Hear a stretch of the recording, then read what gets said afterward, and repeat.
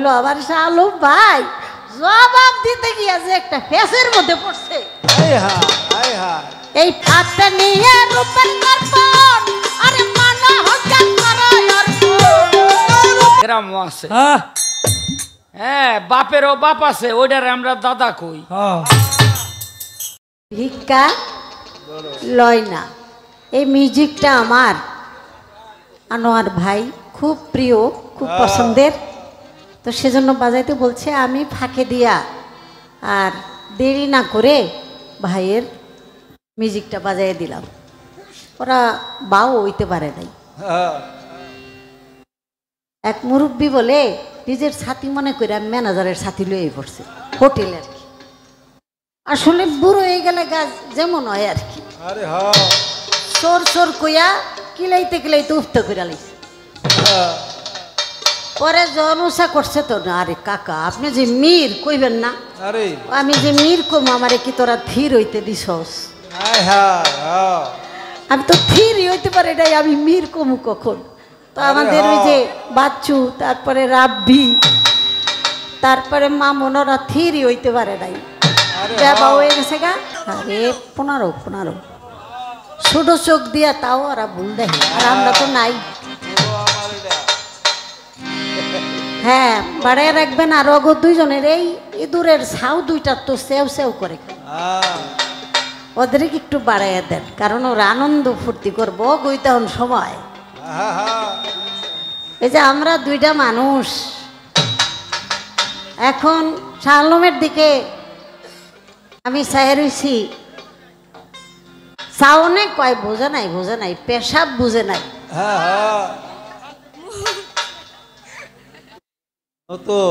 হ্যাঁ মুখের দিকে তাকাইছি, এই জন্য তাকাইছি যে মানে ব্রেনটা কত সার একেবারে জায়গা মতো। আমারও একটা প্রশ্ন করে ফেলছি আমি, সেজন্য একটু আশ্চর্য হইয়া মুখের দিকে তাকাইছি, তার মধ্যে একটু দোষ। যাই হোক, আমি অনেক রাগারাগি করছি শালম সরকারের সাথে, এমন রাগারাগি করছি রাগ কইরা অনেক বছর আমার লগে বাইনাই লয় নাই। পরে চিন্তা করলাম যে আমার একটা মনের মতো ভাই যে নাকি কথা বুঝে, যার সাথে একটু আলোচনা চলে, সে যদি আমার সাথে গান না গায় তাহলে তো এমনি আমি বই ফুরু। পরে আবার অনেক কষ্ট মষ্ট করে আপোষ হয়েছি, এরপরে আর বাইরে হারাইতে চাই না। পালাগুলি চমৎকার, আমার প্রশ্নগুলি ছিল একটু প্যাস ছুটাইতে যাইয়া আরো প্যাস লাগছে। এই প্যাস এই জীবনে শেষ হইব না। এক বয়াতি আমগো জালাল দেওয়ান কাকা মারা গেছে কিছুদিন আগে। আরে সালাম করতেছে, কয় কি সালাম যে করস? কয় কাকা আপনি মুরব্বী মানুষ, আজকে বড় একটা বয়াতির লোকে গান, আপনি দোয়া করে দেন আমি জানি আজকে জিততা। তো জালাল কাকাই কইতাছে, হ্যাঁ যেই নাম কইছস তুই জিততে পারবি, তাই যেদিন খোদাই বাইর থাকবো না। বুঝেন তুই জিততে পারবি কিন্তু সেদিন খোদাই বাইর থাকবো না। আমার ওই কথাটা মনে হইলো আবার শালু ভাই জবাব দিতে গিয়া যে একটা ফেসের মধ্যে পড়ছে। এই প্যাস সেদিনই ছুটাইতে পারবো। হেই আল্লাহ বাইর থাকবো না। আরে বাপরে বাপ, কিসের মধ্যে কি কিসের মধ্যে কি, একেবারে সেই নূর জগতে লয়ে গেছে গা। প্রথম কালেমা স্বীকার করে যারা সেজদা দিল বা স্বীকারোক্তি করলো, তারা হইল দুনিয়ার মধ্যে নবী। আর পরে যারা স্বীকার করলো তারা হইল মুমিন, মুসলমান, মুত্তাকিন। তারপরে বলে কিছু নূর এমনি বেবা ওইয়া ঘোরাঘুরি করতেছে। আরে বাবা আছে ব্যবহার জায়গা ওইটা নূরের জগৎ। আল্লাহর নূরে নবী পয়দা, নবীর নূরে কুল মাকলুকাত পয়দা। নূর তো হলো আলো, এখানে তো কালোর কোনো অস্তিত্ব নাই, ওখানে তো কোনো বেদবির স্থানই নাই। এ শালম ভাই বলেন, মসজিদে একবারে মইরা যাই নাই। আরে বিশাল। আমার দলু দাদাই কইতো আলো বুড়া হইছি তাই কি হইছে সিমটি দিলে টের পাই ব্যথা পাই। বিশাল। আপনি যে পেছের মধ্যে আরো বেশি পড়ে গেছেন গা এটা কিন্তু আমি বুঝতে পারছি। বিশাল বিশাল। ওখানে তো কাম ক্রোধ লোভ মায়া মত মাৎসর্য অর্থাৎ ওখানে বেদবি করার কোনো স্থান নাই, কারণ তখন তো শয়তানি হয় নাই নাকি বাবা। আমরা যত অবাধ্যতা আচরণ করি এটা তো শয়তানের অসসায়, তাই না? শয়তানি তো আমাদেরকে কুমন্ত্রণা দেয়, আমাদের আল্লাহ থেকে বিচ্ছিন্ন করে রাখে, রসুল থেকে বিচ্ছিন্ন করে রাখে। কিন্তু আরশ মোল্লায় যেখানে নূরের রাজ্য সেখানে তো শয়তানি হয় নাই, শয়তানের অবস্থান নাই, সেখানে আবার নূরে কিভাবে তেরা বেড়া ভাবে চলবে? কথা সত্য। আপনি কইতেন কি কইলেন আমি বুঝলাম না ভাই। বুঝে না কেন বলতেছি জানেন? কারণ এখানে কিছু চুম্বক মানুষ বসে রয়েছে, পরে আমারে দূরে কইব যে ভাই বোনে খাতির করে আমাকে তো ঠকাই দিলেন। এজন্য আমার ভাইরে আর একটু চাপ দিয়া ধরলাম। ভাইয়ের কাছে জিনিস আছে তবে একটু আস্তে আস্তে ছাড়তেছে। আজকে বাইর করা লাগবো। আমি একটা গান রাখি, তারপরে দেখি কি বলা যায়। হ্যালো, একটু আগের মতো বাড়াইয়া দেন। প্রথম গানটা গাইয়া মজা পাইছিলাম, মানে এই দ্বিতীয় আসরে। পরে জানি কেমন আমি নাই তো নাই। আমি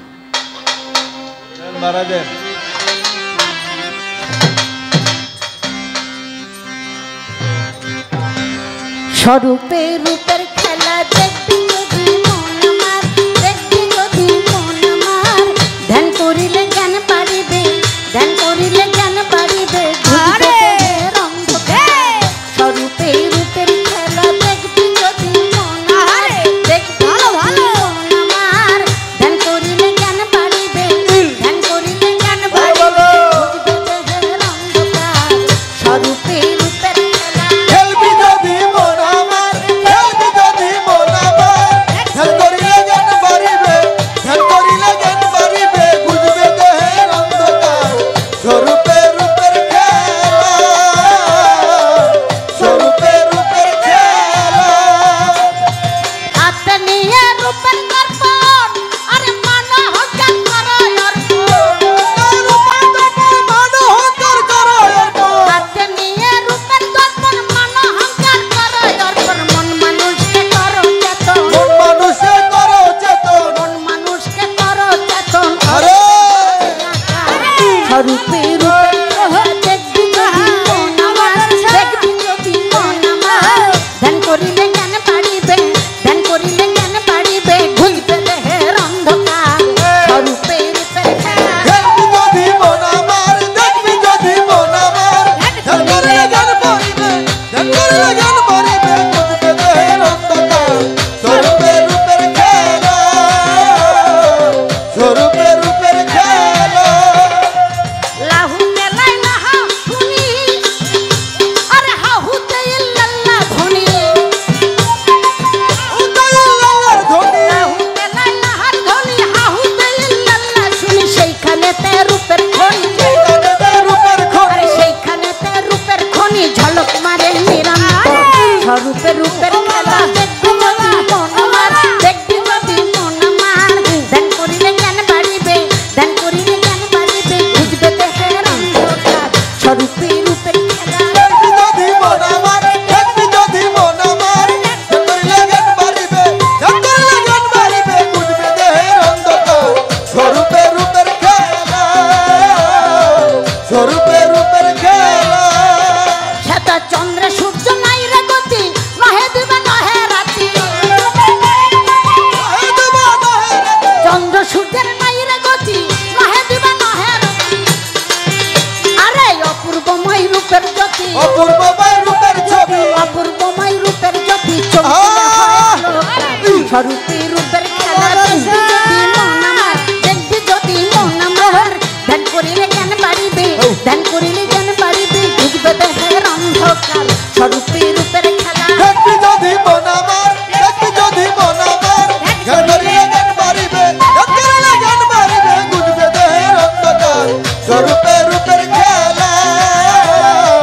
স্বরূপে রূপের খেলা ওরে বেলায় তুমি ঘুমের দেশে গুরুর ভাব নিয়ে যে বসে আছে রূপের দেশে ভাব নিয়ে যে বসে আছে বেলায় তুমি ঘুমের দেশে গুরুর ভাব নিয়ে যে বসে আছে হালিম বলে মিলবে শেষে হালিম বলে মিলবে শেষে ওই হালিম বলে মিলবে শেষে ফানা ফিরলে একই রূপের খেলা দেখবি যদি মন আমার আর দেখবি যদি মন আমার দান করিলে গান বাড়িবে দান করিলে গান বাড়িবে বুঝবে দেহের অন্ধকার স্বরূপে রূপের খেলা দেখবি যদি মন আমার দেখবি যদি মন আমার ধ্যান করিলে জ্ঞান বাড়িবে ধ্যান করিলে জ্ঞান বাড়িবে বুঝবে দেহের অন্ধকার স্বরূপে রূপের খেলা স্বরূপে রূপের খেলা হাতে নিয়ে রূপের দর্পণ মন মানুষকে করো হাতে নিয়ে রূপের দর্পণ মন মানুষকে করো হাতে নিয়ে রূপের দর্পণ মন মানুষকে করো মন মানুষকে করো মন মানুষকে করো এরপরে মন মানুষকে করো চেতন নিরূপে হবে আকার স্বরূপে রূপের খেলা দেখবি যদি মন আমার আর দেখবি যদি মন আমার ধ্যান করিলে গান বাড়িবে ধ্যান করিলে গান বাড়িবে বুঝবে দেহের অন্ধকার স্বরূপে রূপের খেলা দেখবি যদি মন আমার আর দেখবি যদি মন আমার ধ্যান করিলে গান বাড়িবে ধ্যান করিলে গান বাড়িবে বুঝবে দেহের অন্ধকার স্বরূপে রূপের খেলা স্বরূপে রূপের খেলা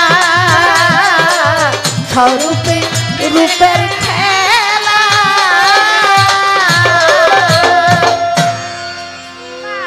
এই গানটা অনেক পুরানা দিনের একটি গান স্বরূপে রূপের খেলা দেখবি যদি মন আমার ধ্যান করিলে জ্ঞান বাড়িবে ঘুষবে দেহের অন্ধকার আপনি ধ্যান করবেন কোন রূপে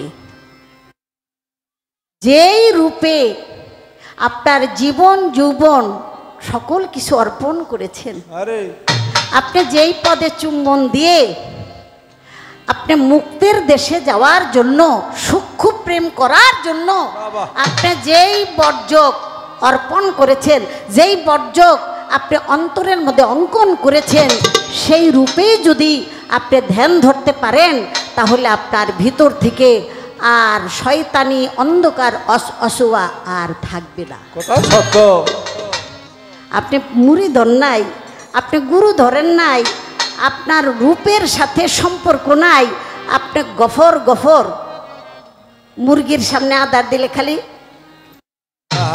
কটকট কটকট করে আর খালি মাথা নিচু করে নাকি বাবা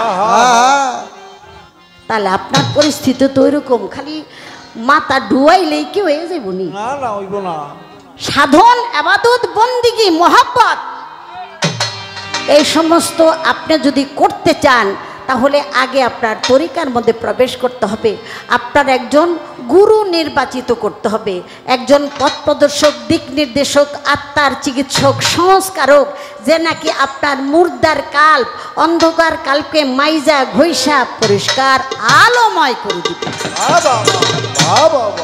যতক্ষণ পর্যন্ত আপনার অন্তরের মধ্যে অন্ধকার অহংকার থাকবে শয়তানি অসুয়া থাকবে ততক্ষণ আপনার এই কালবের মধ্যে জিকিরের ধ্বনি হবে না এজন্য আল্লাহ বলেছে মুর্দার কালবের সাথে আমার কোনো সম্পর্ক নাই মুর্দার কাল্ব কোন কাল্ব যেই কালবের মধ্যে রূপ নাই যেই কালবের মধ্যে জিকিরের ধ্বনি হয় না আপনি যদি জিন্দা হতে চান তাহলে আপনার কি করতে হবে বাবা একজন মুর্শিদের কাছে যাওয়া লাগবে মুর্শিদের কাছে গিয়ে আপনি যত বেশি বেশি তার পদচুম্বন করবেন যত মাথা আপনি তার কাছে নত করতে পারবেন ততই আপনি প্রতিষ্ঠিত হতে পারবেন আপনি মনুষ্যত্বকে প্রতিষ্ঠিত করতে পারবেন আর শয়তান দূরীভূত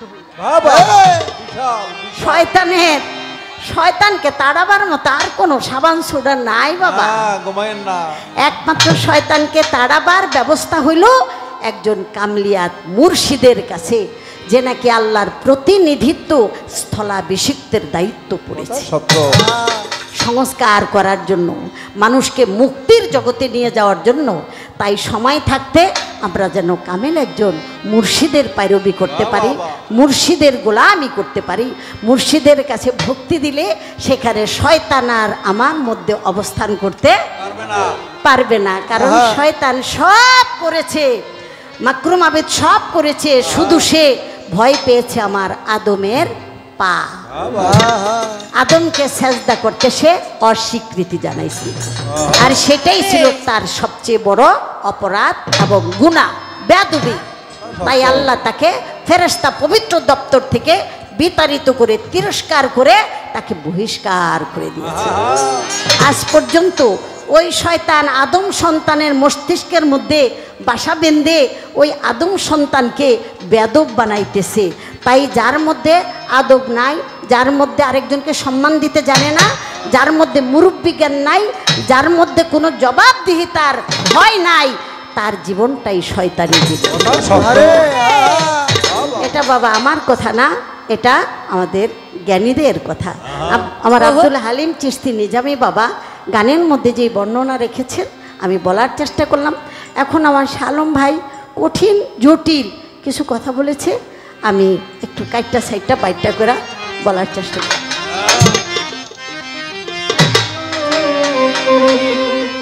আরে ভাবু কইলে বুঝতে পারে, বাবু খইলে বুঝতে পারে, ভাবু কইলে বুঝতে পারে, ও ভাবুকের বুঝা যায়।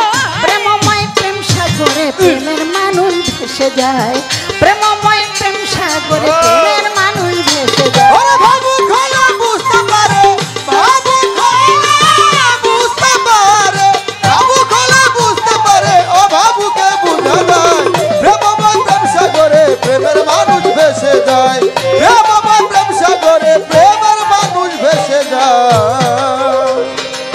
জ্ঞানী গুণে যতজনার শুনেন দিয়া মন, যেইভাবে নীরবতা করতেছেন পালন, এভাবেতে সবাই দিলে থাকিলে নীরব, আমাদের মনের কথা বলা যাবে সব।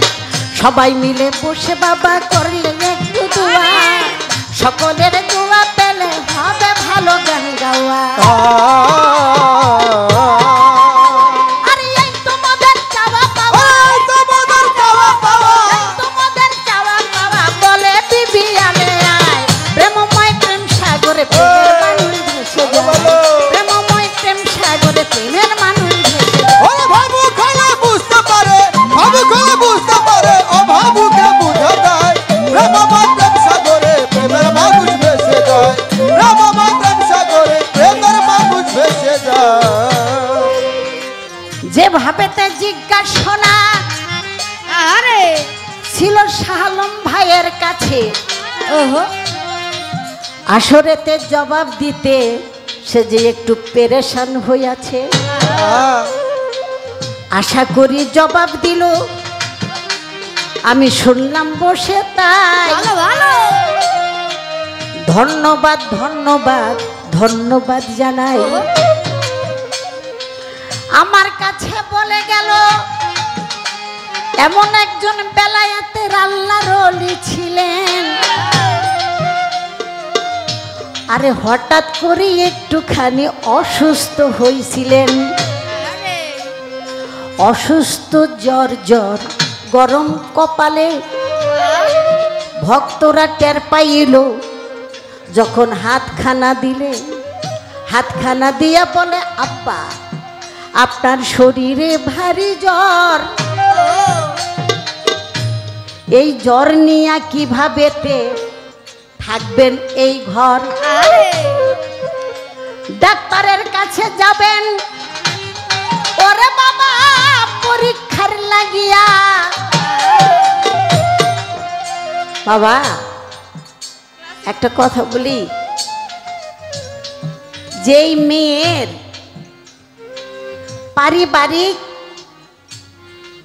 সম্পর্কের ক্ষেত্রে হিসাবে বিবাহ হয়, ওই মেয়ে বিয়ের তারিখ হিসাব করে 7 দিনের মধ্যে পেট ভরে খাইতেই পারে। আরে বাবা, হ্যাঁ, একটা চিন্তা আসে তার ভিতরে, মা বাবা সকলের ঘর ছেড়ে পরের বাড়ি যাব, পরের সাথে না জানি কিভাবে আমি মিল করে তাল করে চলবো। কত বড় একটা বোঝা না বাবা।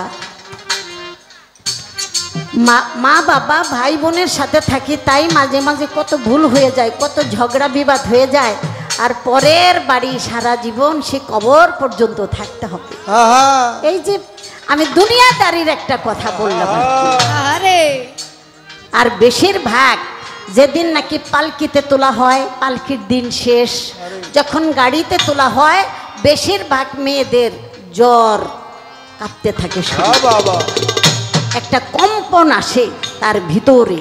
কি থেকে কি করবে, কিভাবে তাদের মনটা জোগাড় হবে, জোগাড় করতে পারবে না পারবে। আপনারা বলতে পারেন যে আলু আপা এই কথাটা আপনি কেন বললেন, কিসের উপমা দিলেন? এটা আমি তাই বললাম, যারা নাকি আল্লাহওয়ালা, অলিয়া উলিয়া, ফকির, দরবেশ, আবদাল, মাস্তান, যারা নাকি আল্লাহওয়ালা আছে, তাদের যখন দুনিয়ার বুক থেকে বিদায় হওয়ার সময় হয়ে যায়, তখন বেশিরভাগ তাদের শরীরটা এরকম অসুস্থ অসুস্থ জ্বর জ্বর ভাব হয়।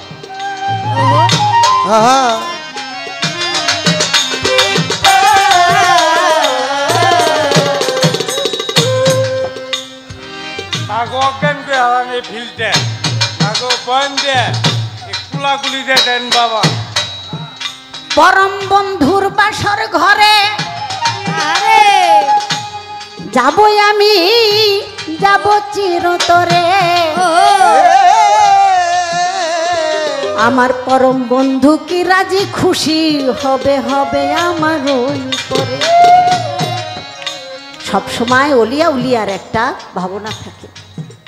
তাই আমার গাউসুল আজম গাউস পাক হযরত বড় পীর আব্দুল কাদের জিলানী রাহমাতুল্লাহ, সেই গাউস পাকের শরীরটা এরকম জ্বর জ্বর ভাব, শরীরটা কাঁপে। তাই ভক্তবৃন্দ বলল, বাজান আমরা কবিরাজের কাছে নিয়ে যাই, ডাক্তার বাড়ি নিয়ে যাই। বাবা বলল যে না, আমার আর কবিরাজের বাড়িতে যাওয়া হবে না, আমাকে নিও না। এই কথা যখন বলতে লাগলো, বাবা অবুঝ ভক্তরা তারা তো শুনে না, শুনে তারা কিন্তু এই কথাটা শোনে না। জোর কইরা একটু পেশাব হইলেও আপনার দিতে হবে। একটু পেশাব নিয়ে গেল বাবা ওই কবিরাজের বাড়িতে,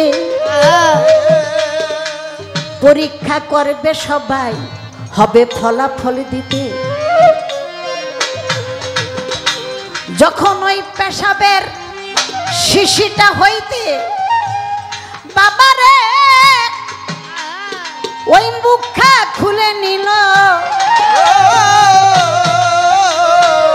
ওই পেশাবের ভিতর থেকে আতর মেশকের ঘ্রাণ ছুটে গেল। এমন ভাবে আতর মেশক এরকম সুবাস ছুটে গেল, সবাই পাগল হয়ে গেল। সেখানে সিরিয়ালে আসতেছিল 450 ইহুদি নাসারা, তারা এসেছিল চিকিৎসার জন্য।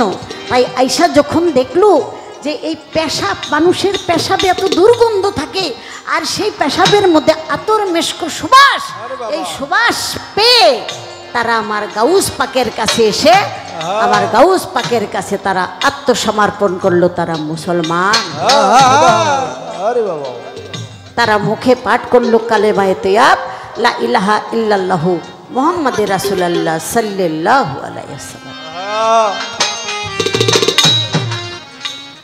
আমাদের যে ভান্ডার শরীফের আমাদের একজন পীর কেবলা, মুর্শিদ কেবলা, যার নাম হযরত মাইনুদ্দিন আল মাইজ ভান্ডারী রাহমাতুল্লাহ আলাইহি, নাম শুনেছেন। সেও বলেছিল, ওরে পাগলরা, আমার সময় হয়ে গেছে, শুধু আমার নিয়ে টানা হেঁচড়া করিস না, এটা কিন্তু বলছিল। তারপরে ভক্তরা শুনলো না, নিয়ে গেল সেই সিঙ্গাপুরে নিয়ে প্রায় 50 লক্ষ টাকা বিল দিল, কিন্তু ওখান থেকে তারে আর কি আর ফেরত সে আসলো না, কারণ যার কাছে যাওয়ার তার কাছে চলে গেছে। হাসি মুখে আমার পরম বন্ধু আমার অপেক্ষায় আছে। আমি যখন বন্ধুর বাড়ি যাব, তখন তো আমি হাসতে হাসতেই যাব। যারা নাকি গুরুর প্রেমে মরে গেছে, মরার আগে যারা মরে গেছে তারা ওই মরণকে এক বিন্দু ভয় করে না। পায় না। আহা। তাই একটা গানের বিষয় আছে না, ওই যে ওই গানটা হ্যাঁ।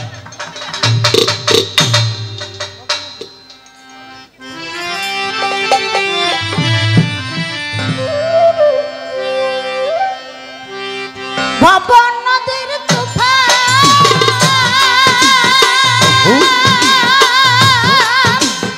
এই খারাপ বাজার কান্দি যার যার ওই রে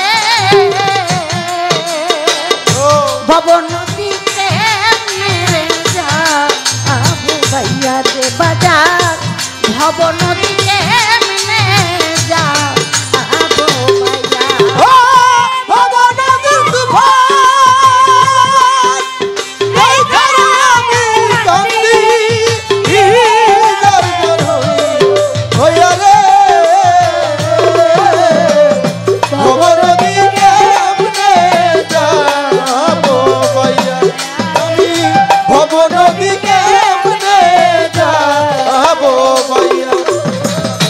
আশা ছিল ভাই বেড়াদা সকলে এরে লইয়া রে আশা ছিল ভাই বেড়াদার সকলে রে লইয়া আশা ছিল ভাই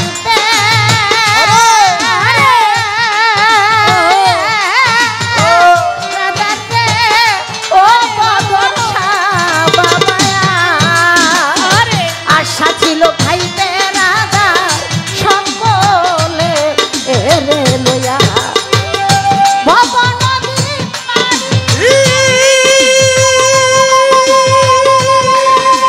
জীবনে আমি পাইয়া লিখেলা আইয়া রে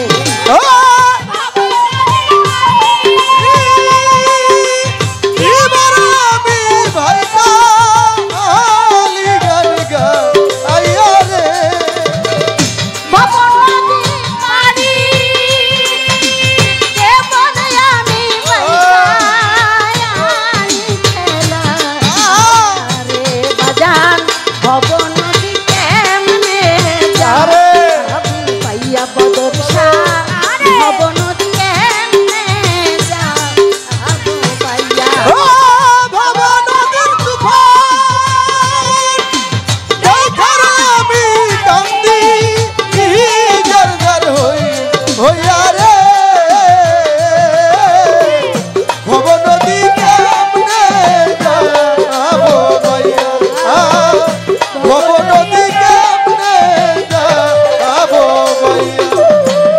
পিছের দিকে চাইয়া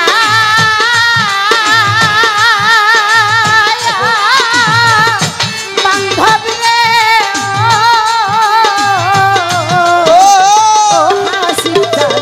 পিছের দিকে চাইয়া রে দেখি আমার বেলা যা আই ডুবিয়া পিছন দিকে যাইয়ার দেখি বেলা আই ডুবিয়া পিছের দিকে চাইয়া রে দেখি আমার বেলা যা আই ডুবিয়া ভালো ভালো কুমিল জানি আজরা আইসা রে আমায় দে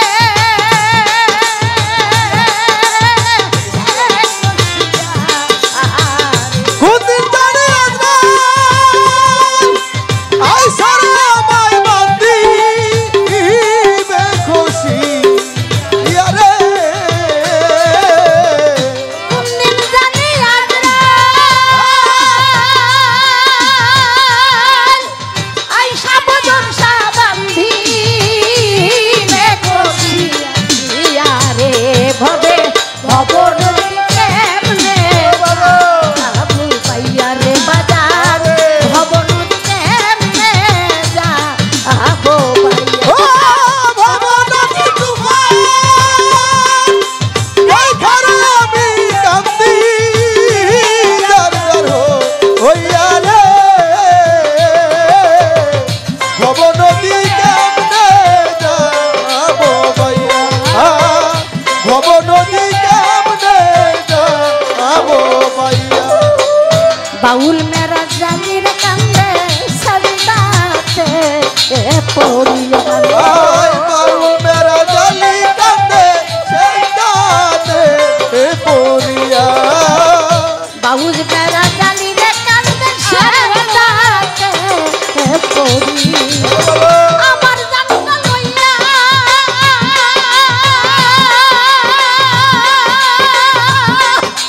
যাইওর বাদাম যে আন্দার হইয়া ও আমার দুনিয়া বিয়ার দয়াল তুমি আঙ্গাল হইয়া রে আমার জানটা লইয়া যাইওর ভান্ডারি আন্দার হইয়া রে বাজান ভবন দিতে যা ভাইয়া রে বান্ধব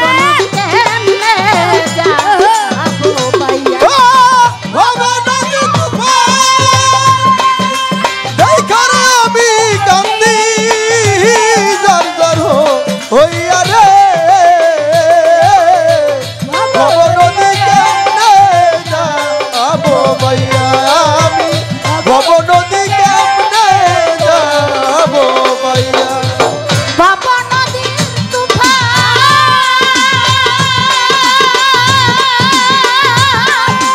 দেখার বান্ধব কান্দি যার যার হইয়া রে বাবা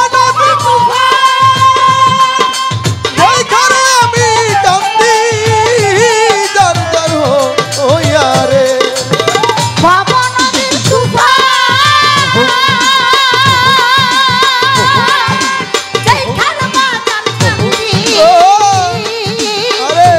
যার যার হইয়া রে বান্ধব ভবন কেমনে যা আবু ভাইয়া রে আমি ভবন কেমনে যা আবু ভাইয়া রে বাজার ভবন কেমনে যা আবু ভাইয়া রে আমি ভবন কেমনে যা আবু ভাইয়া। তাই আমি আমার গাউসুল আজম গাউস পাক হযরত বড় পীর আব্দুল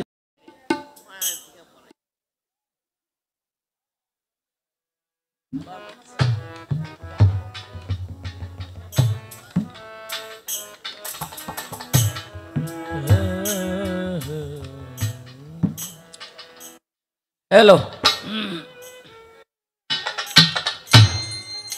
আমার প্রশ্নের জবাব করে যা লাগানোর সব লাগাই থুয়ে গেছে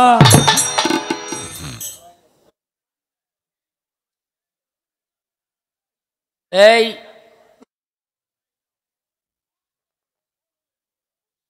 আমি বললাম যে রুহের জগতে যারা আল্লাহ পাকের প্রথম নির্দেশ পালন করলো তারা নবী অথবা পয়গাম্বরদের মর্যাদা লাভ করলো। এরপরে কিছু রুহানি তেরা হয়ে রইল, বেকা হয়ে রইল, তারা আল্লাহর কথায় কোনো কর্ণপাত করলো না। কয় তখন তো শয়তান নাই, শয়তানের সৃষ্টি হয় নাই, তখন হ্যাঁ গো ঘুরাই লোকেরা লেখেন লেখেন কথা ঠিক কইছেন। কথার পাশে কথা আছে, গ্রামের পাশে গ্রামও আছে। হ্যাঁ, বাপেরও বাপ আছে, ওইটারে আমরা দাদা কই।